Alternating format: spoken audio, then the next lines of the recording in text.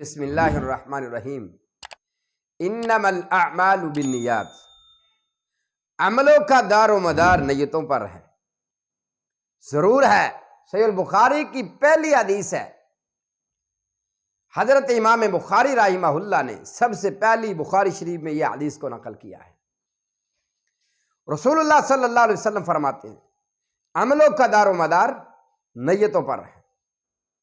تو حضرات، میں کچھ باتیں آپ سے عرض کرنا چاہتا ہوں، آپ ان کو انشاءاللہ سماعت فرمائیں گے تو انشاءاللہ بہت فائدہ ہوگا۔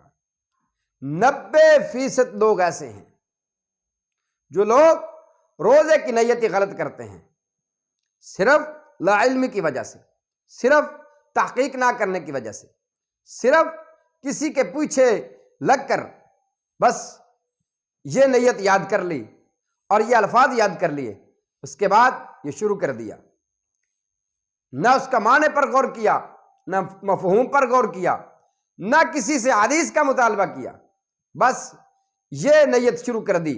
اب کرتے کرتے بوڑھا ہو گیا ہے، پتہ ہی نہیں ہے۔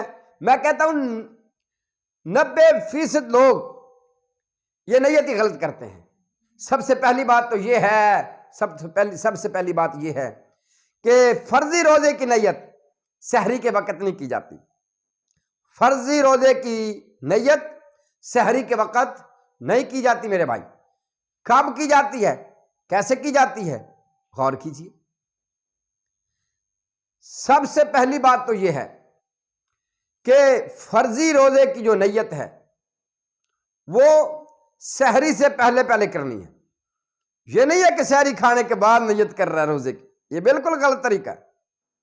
ہاں، نفلی روزہ ہے، پھر جب چاہیں آپ نفلی روزہ رکھ بھی سکتے ہیں، جب چاہیں افطار بھی کر سکتے ہیں، اس میں کوئی بات نہیں۔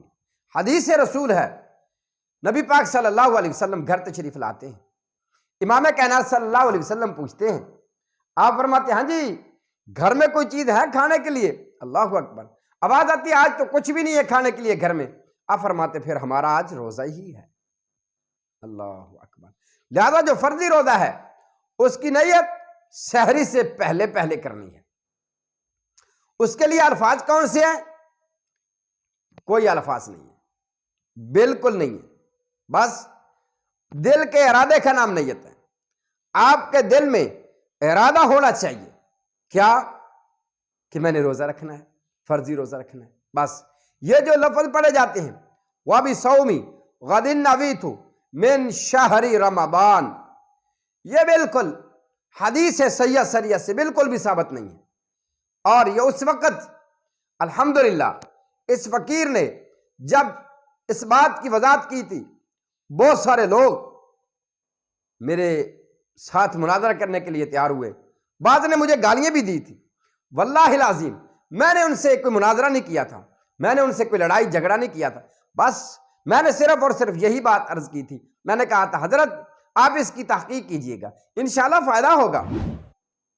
جب انہوں نے تحقیق کی، واللہ العظیم اگلے سال آتا ہے تو مجھے ان لوگوں نے کہا تھا قاری صاحب آپ بالکل ٹھیک کہتے ہیں، ہم نے تحقیق کی ہے، یہ جو نیت والے الفاظ زبان سے ادا کیے جاتے ہیں یہ بالکل صحیح حدیث سے ثابت نہیں ہے۔ الحمدللہ۔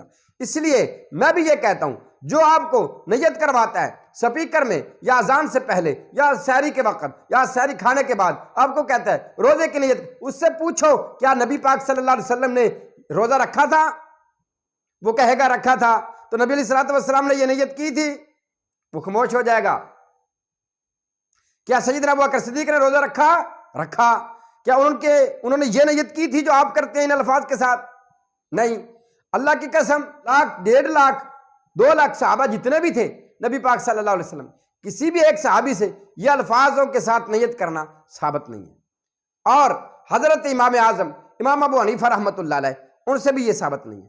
حضرت امام احمد بن حنبل جو حدیث کے بہت بڑے امام ہیں ان سے بھی یہ ثابت نہیں ہے۔ حضرت امام مالک جو مدینے کے امام تھے، اور امام مالک رحمہ اللہ موطا امام مالک کتاب کے مصنف، بہت بڑی کتاب ہے، جیسا کہ امام احمد بن حنبل رحمۃ اللہ علیہ مسند احمد کے مصنف ہے، بہت بڑی کتاب ہے۔ موطا امام مالک کے مصنف حضرت امام مالک رحمہ اللہ ان سے بھی یہ ثابت نہیں ہے۔ حضرت امام احمد بن حنبل سے بھی ثابت نہیں ہے۔ حضرت امام اعظم امام ابو حنیفہ رحمۃ اللہ علیہ سے بھی ثابت نہیں ہے، اور اسی طریقہ سے امام شافعی رحمہ اللہ سے بھی یہ ثابت نہیں ہے۔ تو پھر یہ آئے کہاں سے ہیں؟ بس یہ نہیں ہے کہ یہ عربی میں ہے تو لہٰذا ہم اس کو پڑھیں گے، نہیں، عربی میں بھی اس کا معنی غلط بنتا ہے۔ آپ اس کے معنی پر غور کریں گے آپ کو پتہ چلے گا۔ اس کا معنی یہ بنتا ہے کہ میں کل کے روزے کی نیت کر رہا ہوں۔ بھئی کل کا روزہ کیوں ہے؟ سحری ابھی کر رہے ہو، روزے کی نیت کل کے کر رہے ہو۔ غدن کا معنی تو کل ہوتا ہے۔ توجہ والی بات ہے، غور کرنے والی بات ہے۔ بھئی غدن کا معنی ہوتا ہے کل کے روزے کی نیت کرتا ہوں، تو روزہ آپ آج رکھ رہے ہیں، سحری ابھی کھا رہے ہیں، نیت کل کے روزے کی کر رہے ہیں، لہذا یہ جملے بھی غلط ہیں۔ یہ رسول اللہ صلی اللہ علیہ وسلم سے، صحابہ کرام سے، تابعین سے، ائمہ محدثین سے، ائمہ مجتہدین سے یہ بالکل ثابت نہیں ہے۔